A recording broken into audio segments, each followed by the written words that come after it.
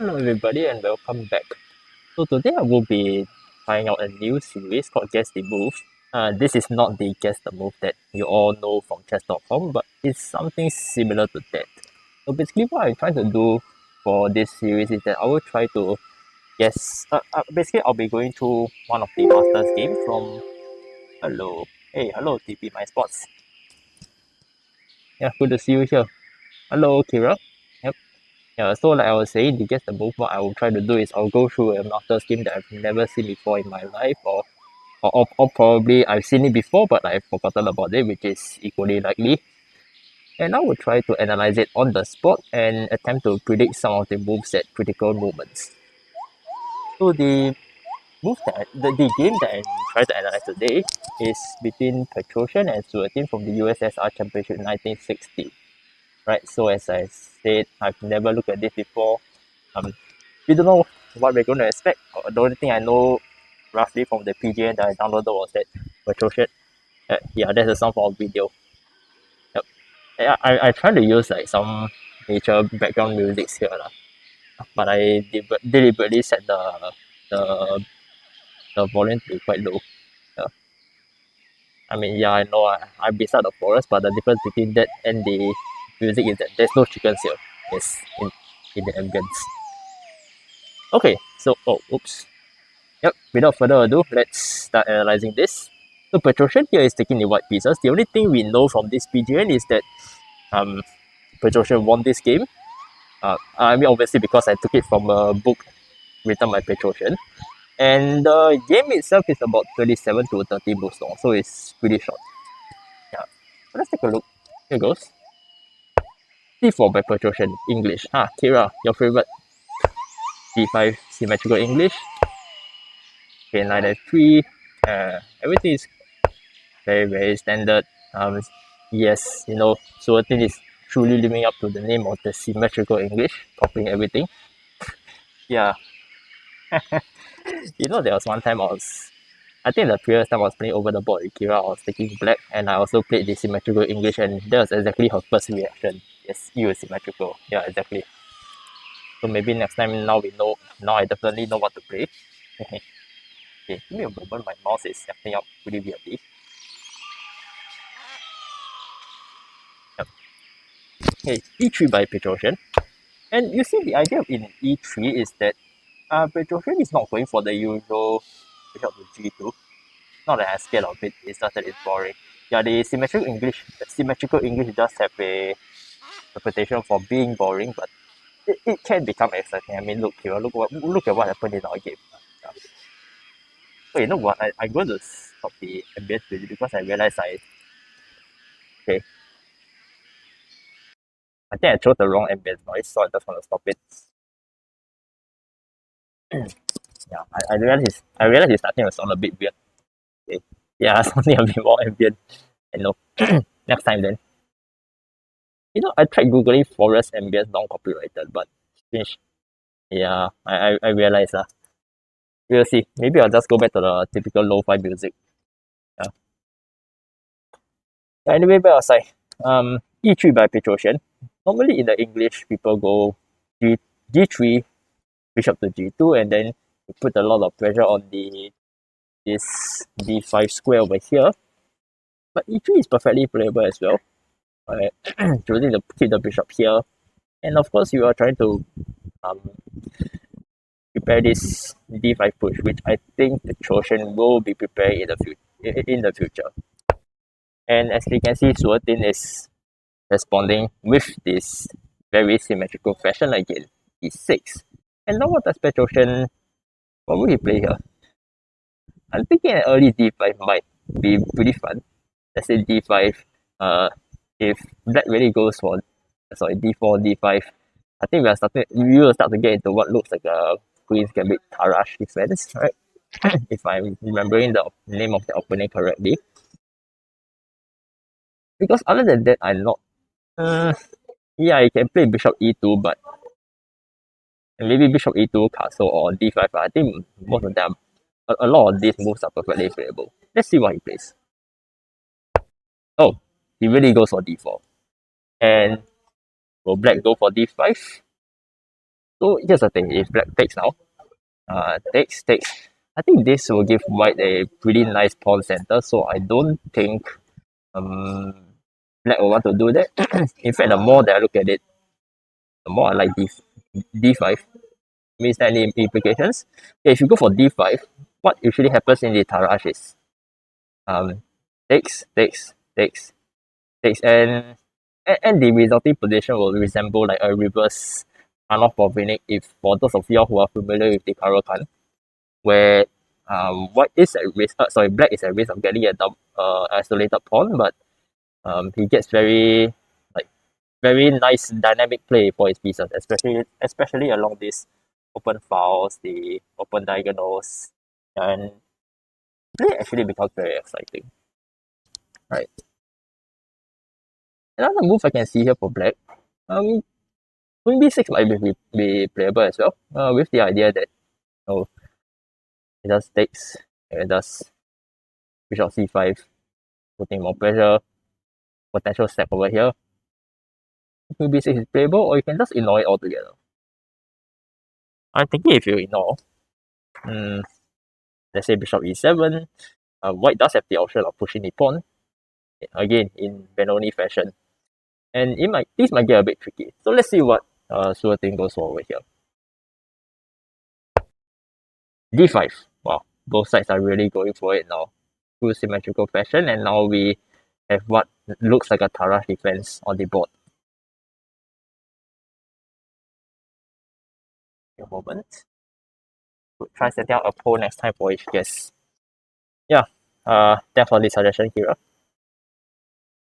Yeah, probably. I definitely will consider that lah. If you have an idea of how to set up polls within live streams or something, I think that would be really nice. Yeah, but probably that will happen next time when I have like more people watching my live streams out. Yeah. Okay, let's. Oh, hello Rishi. I didn't see you on the YouTube chat. My apologies. Yeah, good to see you here. Yeah, d5 by black now. And now things get really. I mean, it's symmetrical, but like I said, it can get very exciting. I'm predicting that if white wants to set this board on fire, he will go straight for this, the main line. And after this, it's pretty much um white's whole play here will be try to attack this pawn weakness over here. So let's see whether he goes for that. Yep, he does. Pawn takes. And now the next part of white's plan is what I would like to do here. Usually I just push here and then go for bishop g2 again. Right. These are the possible moves. Hmm. Yeah, sure. I think that's a nice suggestion. Right. Anyway, g3, bishop g2 is, I think that's the next very natural plan by white. Pretty much just putting pressure on this pawn over here. This really does look like a Panov Porvinik in reverse, honestly. And for black, what he wants to do, ideally he would love for white to take this pawn, which is why I don't think white would want to do that. Because you get free development, and after that queen b6 is coming in, and things look, life is good for black, even though you have the isolated pawn over here, right? Oh yeah, Kira, I saw your message on the TP MySport server. Thank you for the free publicity. Good. Yeah, another move that black can consider here is c4. Of course, the idea in your very typical Slav fashion again.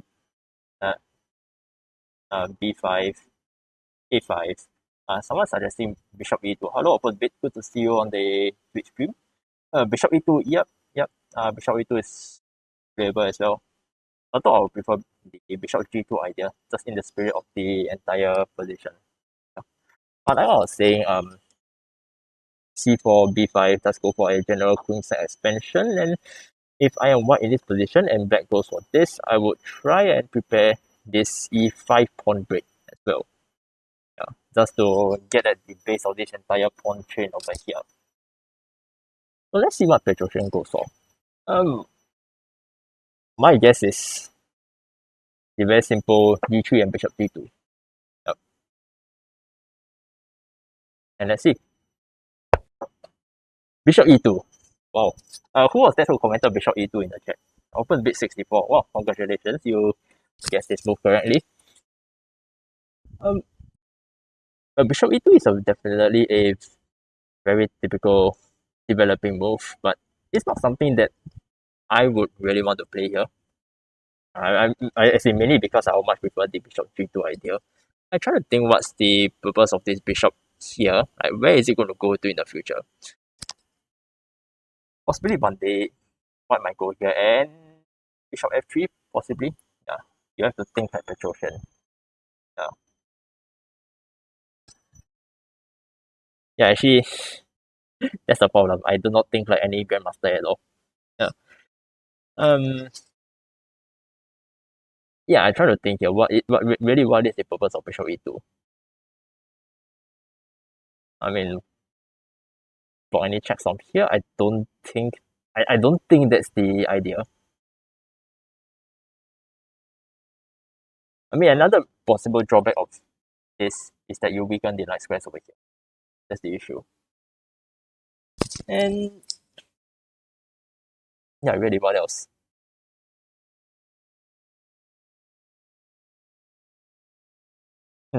I'm not sure, man.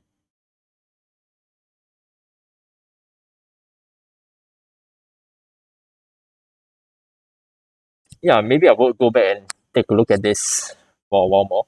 And or possibly I'll go back to the, because I took this from a book and there are annotations in there. So possibly I will go back and refer to it again. Yeah.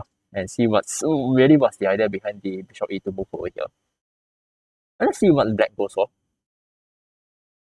c4. Again, a possibility, but I don't think black will go for that. Or possibly just develop as normal. I think bishop f5. Very possible now.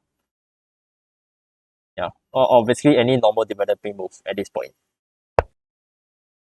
He doesn't. He goes for a6. a6. What's the purpose? b5? Queenside attack? I think that's very normal. Yeah. And I am thinking that white will castle over here. Yep, castles. And let's see. b5 by black? I don't think so. I think he has to catch up in development because I think white is starting to get ahead. d4. Oh, oh, really? Who is suggesting bishop e7? I open bit. Are you just curious? Are you a member of the Singapore chess community, or you just found my stream by accident? Yeah, quite curious to see who other people will come and visit my trashy live stream commentary. Okay, c4. So it really looks like Suetin is really just going for the queenside attack. I think we are going to go for. We are going to see b5 at one point. Okay, Zheng Yang is suggesting knight e5 next for white over here, right? Knight e5, yeah, definitely very playable. Whoa, the chat is getting flooded now, right? a4. Okay, so there's 95. Open bit is suggesting a4. Yeah, to stop b5. I think that's the idea is really clear over there. 95. I can see what's the idea. You're just playing in the center. But you do have to calculate what happens after knight takes e5, pawn takes e5. Is this pawn a weakness or a strength or a weakness, right? Because even though it's doubled, it does cramp up black's position a little bit, but in return, black can also try and exploit the potential weak pawn over here. But definitely there is a very fun position. I mean, there are a lot of nice moves for white, like queen two. Petrosian never create imbalances with knight to e5. Yeah, I know. I mean, Petrosian is generally a very safe player. Yep. But I have actually seen him like create a lot of interesting imbalances. I think there was one game between him and Fischer in the 1959 candidates tournament. He went for this really wonky g4 to create a very large imbalance. Yeah. But we'll see. So yeah, knight e5 suggested by Jing Yang. a4 suggested by open bit, and I do think that a4 does suit a player like Petrosian who really wants to, who really is the kind of person who will shut down all the counter play by his opponent. And yeah, I mean, of course, the idea is to stop b5 lah. So let's see what he plays over here. Knight to e5. Knight to e5. Huh. So just as the chat said, you'll never create imbalances, but well, we see knight e5 happening on the board over here now. Yeah. I mean, there's one quote by Mikhail Bobvinic that on Petrosian that says that it's to Petrosian's advantage that no, sorry, it's to Petrosian's advantage that his opponents will never know when he's going to play like Mikhail tell, right? Everybody thinks he's going to play like solidly, very safe kind of position, and no, suddenly he just goes for some sacrificial attack, like what happens during the championship match against Basky. Okay, so let's continue on in this game. So knight e5, really, this is just going to blow the entire board open, like what I am suggesting in the position, earlier. And I'm thinking that most likely black will take on e5. I cannot imagine anything else. I mean, possibly queen c7, queen e6. But I think knight takes e5 is very natural here. Right, I'm wrong. Queen c7 played. Right, so black rejects the imbalance. And now this knight does look to be in trouble. And Petrosian needs to make a choice over here. Does he defend this knight? Does he say, oops, sorry, and retreat it? If he defends, really the only move I can see here right now, f4. Sorry, f4. Getting this stonewall pawn structure. And actually after f4, then bishop e2 does start to make sense because now you can put it on f3 and line it up on this pawn over here. Right. So I'm guessing f4 over here. f4 because retreating a knight really doesn't make any sense. Don't think there's any other move. Like okay, you can take queen takes and then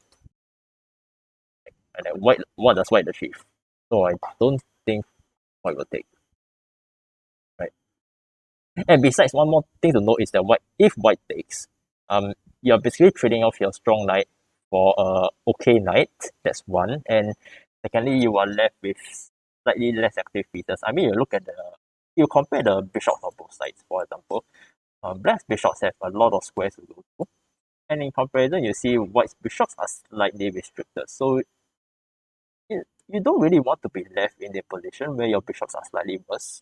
So that's why I do not think white will want to trade away this knight with knight takes c6 over here. So I'm guessing f4 now. f4.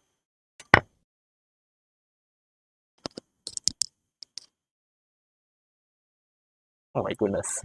Okay. I don't know, man. Yeah, I know. I mean, I'm wearing a mask now, so you all can't see my reaction, but guys, come on.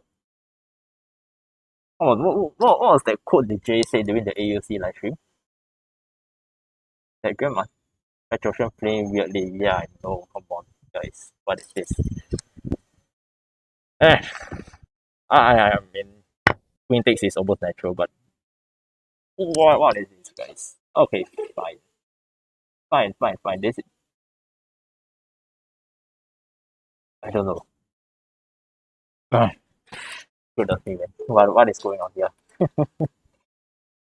What does white have here? I mean, bishop f3. He has to play bishop f3 at some point. Unless I'm seeing something. That he's seeing something that we are not seeing over here. Right. Maybe a4 this time. Yeah, a4 still makes very, very good sense. Right. Or b5. But even then it's less effective. Because after I just realized black's bishop is undeveloped. Yeah. So still not so yeah. So he can't really play b5. Right, let's see what white plays here. b3. So instead of I think based on the pawn chain here, go for the head. I mean, this makes sense as well. Wait, wait, hold on. Don't you have to calculate very carefully here because the moment you take, this is loose, right? So let's say takes. Okay, yeah, that makes sense. Oh, because you when the queen is here, you target this, and you target this as well.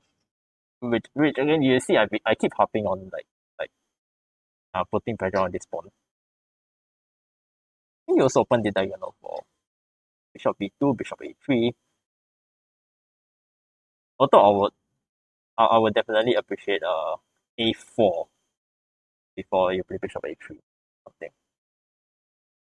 Alright, so black faces say another decision here. You take or do you leave it? My instinct is you leave it because you take you are just helping white over here. Possibly you might want to play b5. Uh, b5 makes sense. Bishop b4 might be interesting might be an interesting try as well. You are playing on the weakened dark squares, and you are exploiting this weakened knight as well. And also bishop. I mean, black needs to catch up in development. Like look at this. His king is not castled. Two of his bishops are still undeveloped. Are you federated? No, I'm not federated. Yeah, that's why I trash. I know. Let's take a look. So yeah, b5 played by black over here.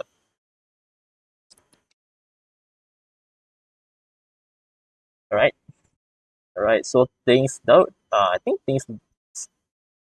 I don't know. I mean, Petrosian wins this game. So, but over here, things don't look that great for white. Honestly, the only saving grace for him is that black is actually quite behind in development. The king is still in the center. So if black overextends themselves, right, and their attack doesn't work, actually it can get quite dangerous for him. Yeah. Oh, shut up, Jin Yang. Don't tell lies.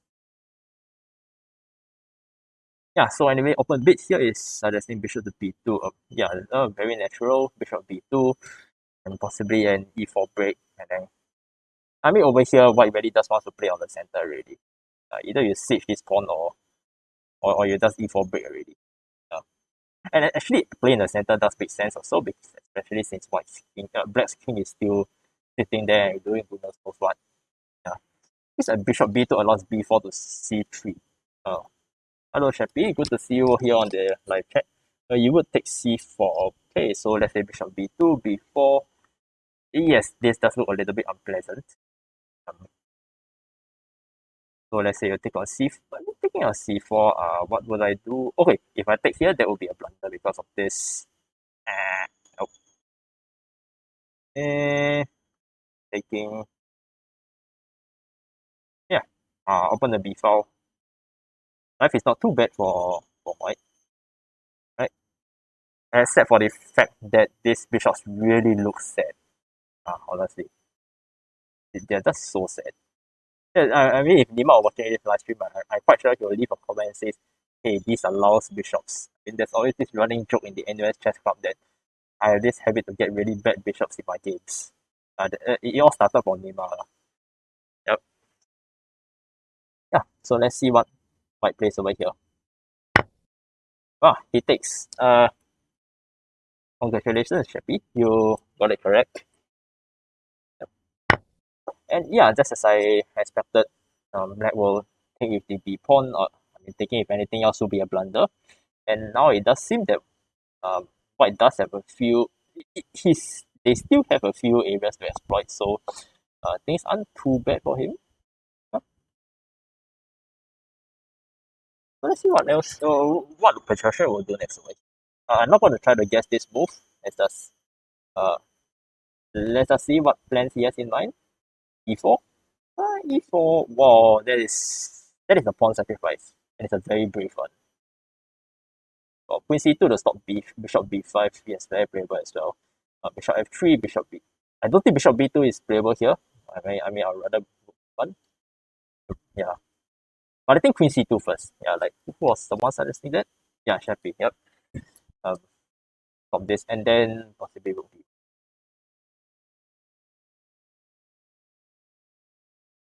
E4 just look really. I mean, is there any compensation? E4 takes. Oh, can I push? Yo, who's this? Hey, hello Sebastian, my favorite chess fan. What are you doing on YouTube? Go over to Twitch. Your best friend Jun Yang is over there. I thought you're gonna stream on Sipka, but why would I be streaming on Sipka? Come on, this is my personal stream. Yeah. Oh, he's not your best friend? Okay, okay, I'm sorry, man. Yeah. Hey Sebastian, Sebastian, Jun Yang just disowned you, man. Come on. Oh, what do you have to say? Yeah. Alright, so anyway, back to the game. Um yeah, Queen C2 definitely makes a lot of sense. E4, um I don't know, E4 just really looks like it sets the entire board on fire, and let's say takes. Yeah, sure. I mean, at the end of the day, these pawns really might look a bit flimsy. Yeah. And also you open the diagonal for this bishop. So E4 might be, but again, E4 is really not something that like like open bit 64 put just now. E4 really is not something that Petrosian will want to play lah. But then again, we said knight E5 was not something he wanted to play, but he played it. Yeah. Yeah. Anyway, enough guessing. Let's just see what white plays over here. Guys, is it a sign for me to quit chess or something?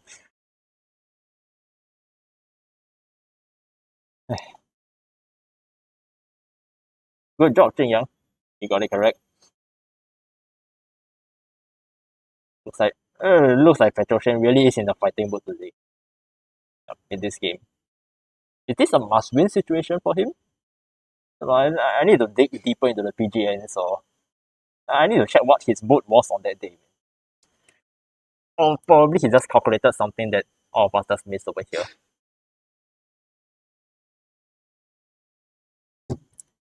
Right. I'm guessing black takes and E5 here, man. I've got to think about it. This is the. I see you've been doing a bit of CSI, Jing Yang. Hey, come on, man. No, hey, guys, don't.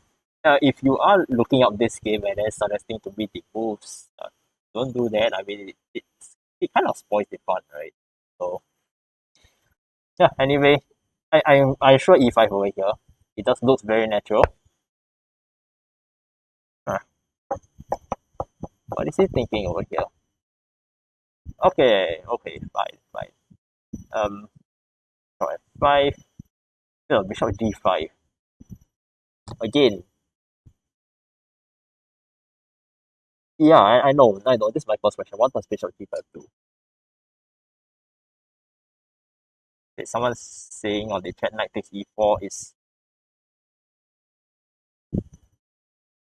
Okay, knight takes E4, king takes E4, bishop F3.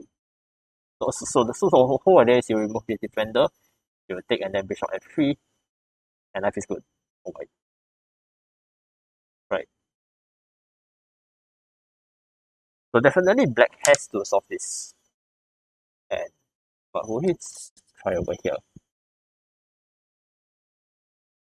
In fact, one thing that is definitely working in white's favor, now that all of you have been talking about knight takes E4, bishop F3, it's really this long diagonal. I mean, ideally, I would have wanted the bishop here on G2 to exploit it, but bishop F3 is equally playable at some point in time. Yeah. Yeah, so let's see what Black's reply is to this. Bishop F5. Okay, very natural. I'm holding on to the pawn over here. And now would white take? Would white take or will he push? I got a feeling he might take and then you push. And then now when you push, first of all, pass pawn. Second of all, weak pawns. And I think white does have plenty of compensation over here. Yeah. Who is suggest? Yeah, Kira suggested bishop takes f. Kira suggested bishop e7. Castles. Yes, of course. I mean, you have realized by now that I don't know. This is move number one, move 15 or something. Yeah, but black still has not castled yet. I think that is really what is trying to capitalize on here. The fact that the king is still in the center, the black pieces are still quite uncoordinated, and that's why you can afford to go for this pawn sacrifice over here. Right. So let's see. Yep, e4 played by white, and things do look very dangerous for black right now. Queen to c7, and I think I will be going through the next moves pretty quickly. I do think that queen to e5 might be natural. Okay, maybe not because bishop c5 might be a problem. But we shall see. Okay, so he takes first and gives black double pawn. So that is another imbalance created in the position. Bishop takes h6. Ah, wait, what? Probably you're guessing something else. Oh, bishop takes. You probably meant bishop takes f6, right? Yep, bad pawn structure, correct. And yep, and actually after and now queen to e5 does look way stronger now. So I'm guessing queen to e5 now. Ah, come on, why does I'm getting I am seriously messing this up. Bishop, why though? Can I just retreat? Okay, the idea behind this is that if you trade, first of all, you get rid of one plus point in black's position, which wait wrong pawn. I mean, it's alright, you know, just comment with TP my spots. Yeah, whoever cares. I mean, I don't care whether you're Jing Yang or Sebastian or Crocs. Hey, y'all are all still my favorite chess fan. It's alright. Yeah. Yeah. So the idea behind this bishop to g4 is that if black takes, you basically remove one plus point in black's position, which is the two bishops. And when the dust settles, basically, black's pawn structure is just completely ruined over here, right?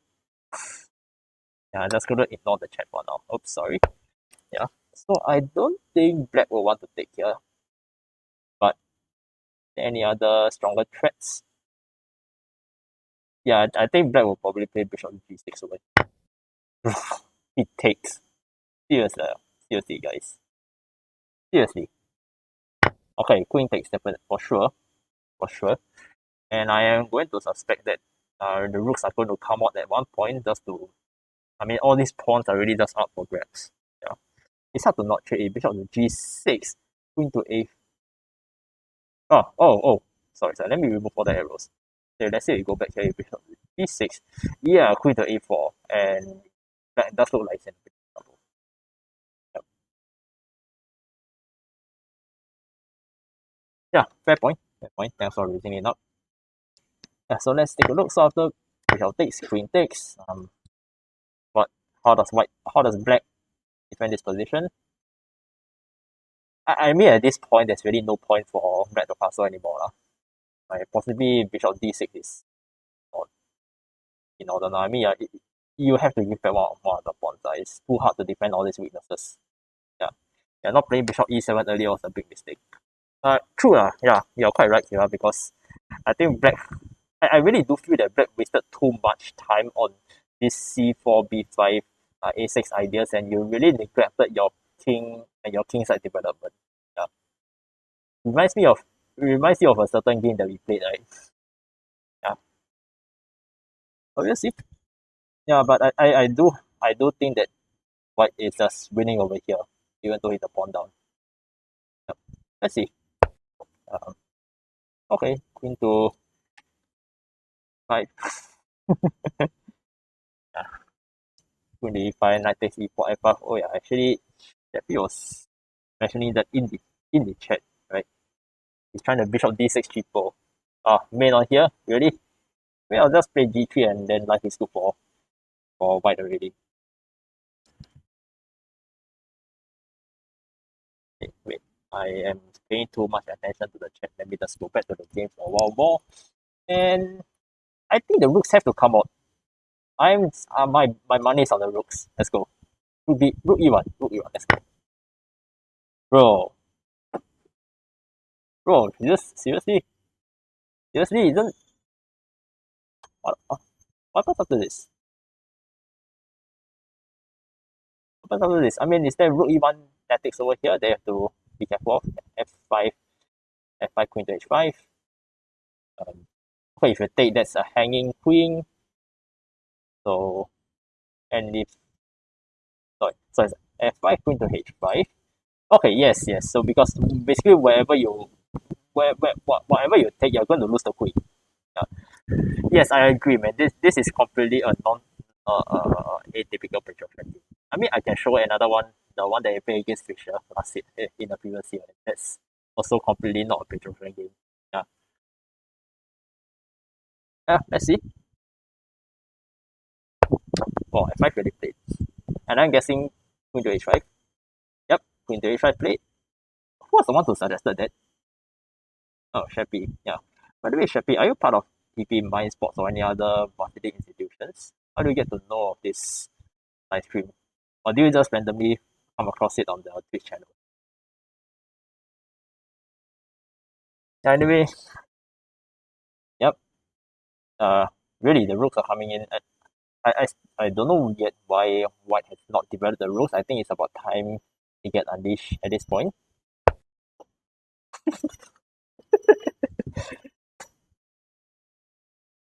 This is move what? What? This is probably a like move 20 or so. Castling on move 20. Online is that, right? I mean, by this point out, like no point castling at all. I mean, of course, it makes sense. You get out of all these stupid pins and hanging pieces stuff. Now, any choices? Oh, I think you just run the knight. Run the knight back and life is good. Yep, run the knight back, attacking this pawn. And C3, and if I am J, I will immediately think of this. That's what J always plays. And of course, knowing what has happened in this game so far, I got a feeling Petrosian is going to play that. Okay, fine, I take back my words. I'd like to see. Okay, finally a more normal looking move by Petrosian. I think by this point, Black is just scrambling to find counterplay with his queen, hitting all these weak points. Where does the knight go next? Okay, check. And the king really does look exposed over here. Do you think White can afford to give up the knight altogether? Don't think he can. So, knight to e5. That's a very natural square. So now there's really no good way to defend this pawn. There's no good way to defend this rook. Yeah, in fact, a mating attack is very much coming up in store. Yeah, Black can resign already. I mean, you can just go back here and then the rooks come in, and I think that's it. Oh, and guess what? Yeah, Black resign here. Yeah, there's no more moves after this. Yeah, Kira just said Petrosian versus Suetin, aka Suetin plays castle. Yeah, I know. Well, he did castle on like move 20 something, right? Let me just open the annotations over here. Okay, wait, let me just change the commentary and here, right? So that all of you can just look at the moves over here. Certain plays castle over earlier. Yeah, exactly. But yeah, I can see why Black resigns over here. Like, there's really no good way to stop him making attack or lose even more material. So really what went wrong in this game? Wait, sorry. Let me just oh come on, wait. How do I there we go. Let me just switch back to this. The entire game just went very normally from here, but I think Black started to go wrong when he went for this very ambitious c4 and b5 line away, right? And Petrosian does seem to be able to catch that he is able to do something in the center with this eventual pawn sacrifice. Yeah, I mean, if this is move 9, and if he is able to see the pawn sacrifice from here, I think I really don't know what to say, right? Because over here, I think like what some of y'all suggested, um, a4 really looks very natural. I think it's something that a lot of us will play over here, especially someone a very strong positional player like Petrosian. I think that's very natural as well. But instead, he goes for the more atypical lines over here, and it's pretty thematic. The e4 pawn sec. I see that.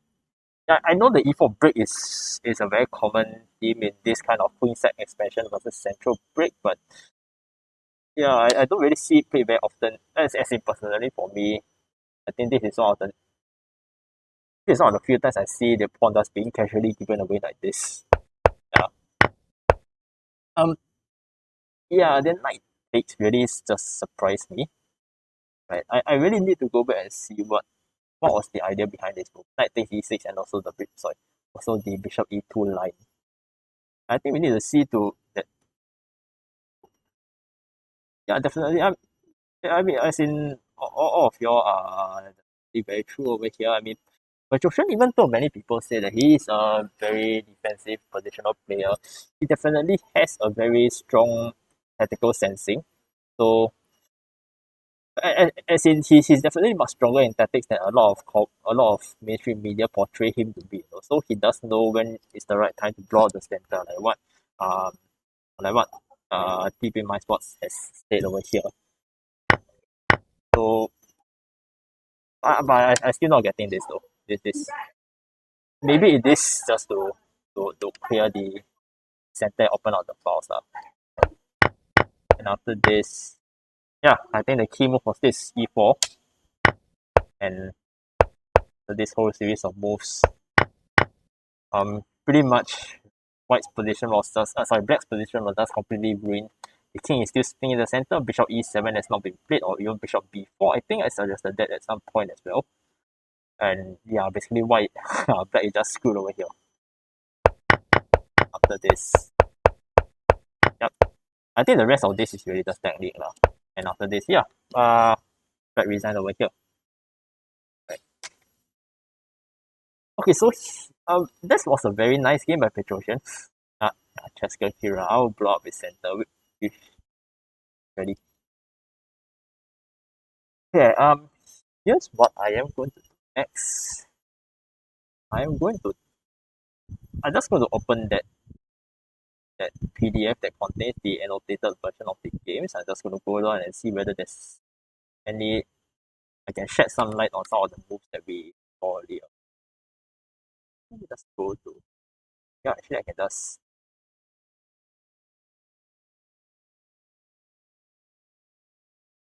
no, that's 1954. I need the 1906.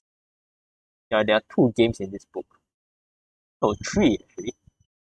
3 games between Petrosian and Suetin.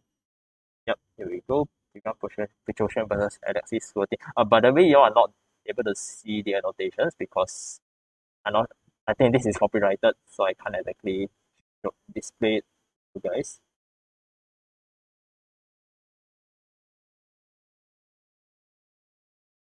Yeah, so you see over here, Petrosian did make some annotations on this move over here at this point. Knight takes c6. Remember I was saying that f4 is a move over here. Petrosian actually notes that he doesn't really like that move because first of all, you weaken a lot of the light squares and you create this really massive hole over here, right? Especially on e4. I think for those of you who have tried playing the Stonewall variation, you will be aware of these drawbacks when you play this pawn structure. So I think that is why Petrosian wasn't so fond of f4. Instead, he goes for knight takes c6, right? And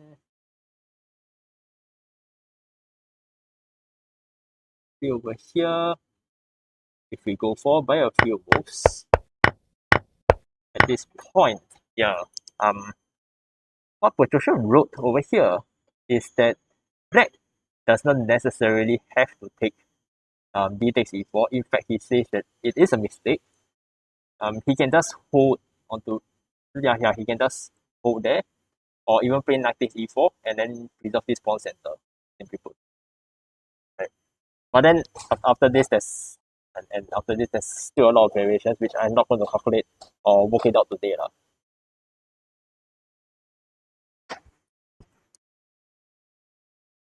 But yeah, this wow. I think like what Kira said, this really does look like a very atypical Petrosian game, and it really does. I'm just going to put this position on the board just to show that legendary pawn sacrifice.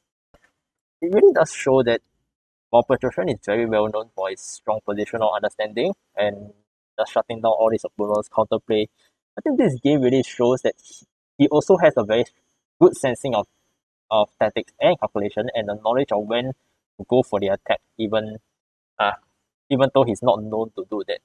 Yeah. Yeah, so again, thank you very much. I think this series is pretty good. The idea of guessing the move. A few things I do need to improve on. I think first of all, I can try setting up. Actually, I don't have to set up a actual poll. I probably I'll just open it up to the chat to suggest moves like what you guys are doing now over here. Yeah, I'll go and fix the music. I think using forest ambience was a pretty bad idea. And yeah, actually that's it. Right. Yeah, so to the 9 viewers right now on my Twitch and YouTube chats, thank you very much. I'm not sure if you guys are still here, Kira, Sebastian, Yang, Andrew, and the rest. Yep. Thank you very much. And for those who are just newly joined my stream, if you all want to subscribe to more flashy quality commentary, feel free to like, comment, and subscribe to my YouTube and Twitch channels. You can see the links at the top. Oh, and lastly, I do want to make a final shout out. If you have been watching on my Twitch channels and you'll see at the bottom, I do have a list of current active Twitch streamers in Singapore for streaming chess. Actually, some of them are here right now in this channel. We have TP Mind Sports, we have Kira, and I think more and more of them are getting into this streaming business recently. And definitely, I would encourage you guys to go and check up on them, lah. Like, I think most of them have less cursed content than I do. Wait, wait a minute. I'm sorry. I just realized I went for TP Mind Sports commentary yesterday, so I take back all my words on them having less cursed content than they. Yep. Nope. They definitely have more cursed content than I do. But yeah, definitely shout out to these chess streamers over here. We do hope to build up this community, live streaming, live streaming chess in Singapore, having fun in general. Yep. Yeah, so go and check them out. And thank you very much for watching.